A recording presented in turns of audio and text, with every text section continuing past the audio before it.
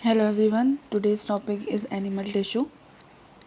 Tissues जो होते हैं वो बहुत सारे सेल से मिलकर के बने होते हैं, और जो सेल होती है स्ट्रक्चरल और फंक्शनल यूनिट होती है किसी भी बॉडी की।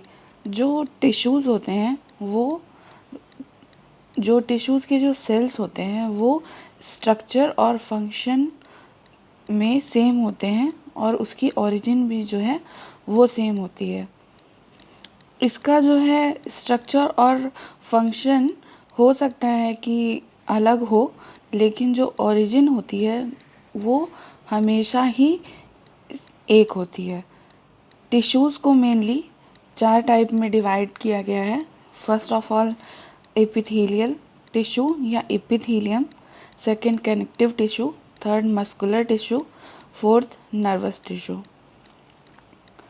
अब इसका ओरिजिन देख लेते हैं। एपिथेलियल टिश्यू का जो ओरिजिन होता है वो एक्टोडर्मल होता है, एंडोडर्मल और मेसोडर्म इन ओरिजिन होता है। इसका जो फंक्शन होता है प्रोटेक्शन होता है, सिक्रीशन और एब्जॉर्प्शन होता है। कनेक्टिव टिश्यू जो होते हैं हमेशा मेसोडर्मल इन ओरिजिन होते हैं, और इनका फंक्शन होता है सपोर्ट करना, बाइंडिंग, स्टोर करना, प्रोटेक्शन या फिर सर्कुलेशन में जो है उसका बेस्ट एग्जांपल है ब्लड जो होता है वो फ्लूइड कनेक्टिव टिश्यू होता है। मस्कुलर टिश्यूज़ जो होते हैं वो हमेशा ही मेसोडर्मल इन ओरिजिन होते हैं, और इनका जो फंक्शन होता है वो होता है मूवमेंट और कंट्रैक्शन। नर्वस टिश्यू ये एक्टोडर्मल इन ओरिजिन होते हैं, और इनका जो फंक्शन होता है वो कंडक्शन होता है एंड कंट्रोल होता है। जो नर्वस टिश्यूज़ होते हैं वो एक बार अगर डैमेज हो जाते हैं तो वो दोबारा रीजनरेट नहीं होते हैं। सबसे पहले बात कर लेते हैं एपिथेलियल टिश्यू की। एपिथेलियल जो है वो बॉडी कैविटीज़ या फिर inner linings of the cavities में प्रेजेंट होता है, हॉलो ऑर्गन्स के या फिर ट्यूब के। और ये जो होता है जो वेरियस ग्लैंड्स होती हैं इसमें भी पाया जाता है, क्योंकि यहाँ पे हम लोगों ने देखा था कि जो इसका फंक्शन होता है वो सिक्रीशन होता है और एब्जॉर्प्शन होता है। जो ग्लैंड होती है उसका जो काम होता है वो हार्मोन सिक्रीट करना होता है, इसलिए एपिथेलियल टिश्यू जो होता है वो ग्लैंड्स में भी प्रेजेंट होता है। जो एपिथेलियम का स्ट्रक्चर होता है उसके फंक्शन से क्लोजली रिलेटेड होता है, जिसमें कि होता है कि प्रोटेक्शन करता है वो अंडरलाइंग स्ट्रक्चर्स का, जैसे कि डिहाइड्रेशन होने से और फिर केमिकल मैकेनिकल डैमेज से प्रोटेक्ट करता है, सिक्रीशन करता है, एब्जॉर्ब करता है एपिथेलियल टिश्यू। एपिथेलियल टिश्यू को क्लासिफाई किया गया है on the basis of its layers. इसको 2 पार्ट में क्लासिफाई करते हैं। पहला होता है सिंपल एपिथेलियल टिश्यू, दूसरा होता है कंपाउंड एपिथेलियल टिश्यू। तो सिंपल को further squamous, cuboidal, ciliated, columnar और स्यूडो स्ट्रेटिफाइड एपिथेलियम में डिवाइड किया गया है, और कंपाउंड एपिथेलियम को स्ट्रेटिफाइड, ट्रांजिशनल, स्ट्रेटिफाइड स्क्वैमस और स्ट्रेटिफाइड क्यूबॉइडल में, और जो स्ट्रेटिफाइड स्क्वैमस है उसको केराटिनाइज्ड और नॉन केराटिनाइज्ड में फर्दर डिवाइड किया गया है। सबसे पहले बात करते हैं सिंपल स्क्वैमस एपिथेलियम की। ये अंडर लेयर्ड होता है, यूनी लेयर्ड होता है। यूनी मतलब होता है एक, यानी ये सिंगल लेयर होता है। इसकी जो सेल्स होती हैं वो फ्लैट होती हैं या फिर स्केल लाइक शेप होती हैं। ये जो डायग्राम है वो सिंपल स्क्वैमस एपिथेलियम का है। इसमें न्यूक्लियस प्रेजेंट होता है और ये साइटोप्लाज्म है, और ये जो डार्क ब्लैक ऐसे बाउंड्री दिख रही है ये सेल की बाउंड्री है। ये फ्लैटेंड राउंड शेप का इसमें जो न्यूक्लियस होता है वो प्रेजेंट होता है।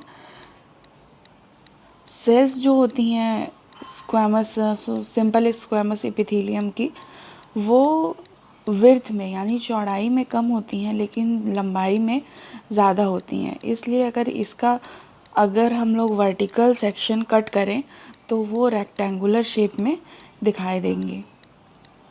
और ये टाइल लाइक अपीयरेंस यानी कि टाइल लाइक ये दिखता है, इसलिए इसको पावमेंट एपिथेलियम भी कहा जाता है। और इसे टैसल्ड एपिथेलियम भी कहते हैं क्योंकि इसका जो है अपीयरेंस होता है वो वेव लाइक होता है। ये एपिथेलियम जो होता है वो फिल्ट्रेशन और डिफ्यूजन के लिए रिस्पॉन्सिबल होता है। और ये देख लेते हैं कि ये एपिथेलियम जो है वो कहाँ पे पाया जाता है। तो जो बोमेंस कैप्सूल होता है वहाँ पे पाया जाता है, डिसेंडिंग लिम्ब और thin part of ascending limb of Henle's loop में होता है, रैटे टेस्टिस में होता है, एल्वोलाई ऑफ लंग्स में पाया जाता है, स्मॉल ब्रोंक्यूल्स में पाया जाता है। ऐसे काफ़ी एग्जाम्पल यहाँ पे दिए गए हैं। Inner lining of heart wall में भी पाया जाता है। Endothelium inner lining of blood vessels and lymph vessels में भी पाया जाता है। सिंपल क्यूबॉइडल एपिथेलियम नेक्स्ट है। ये जो होता है इसमें बेसमेंट मेम्ब्रेन प्रेजेंट होती है, जैसे कि ये डायग्राम में दिख रहा है। यहाँ पे ये बेसमेंट मेम्ब्रेन है ये, और इसमें न्यूक्लियस भी प्रेजेंट है, सेल मेम्ब्रेन है और ये साइटोप्लाज्म है।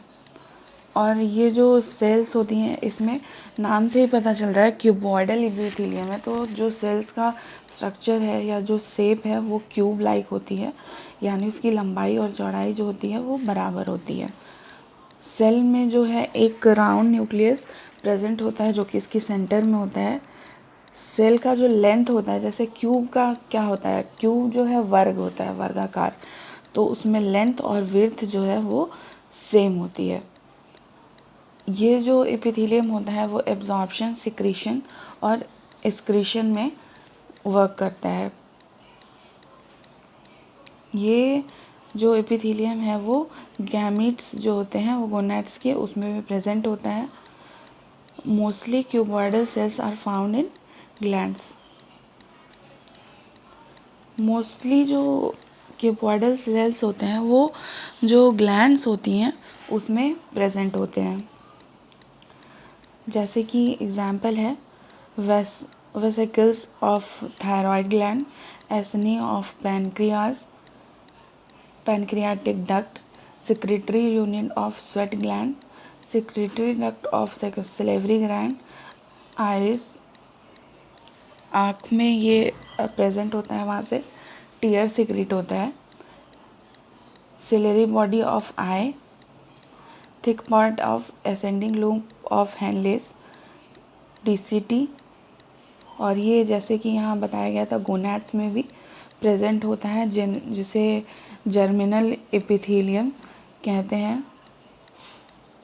और गैमीट्स जो है वो एग और ओवम के फॉर्म में डिवाइड किया गया है।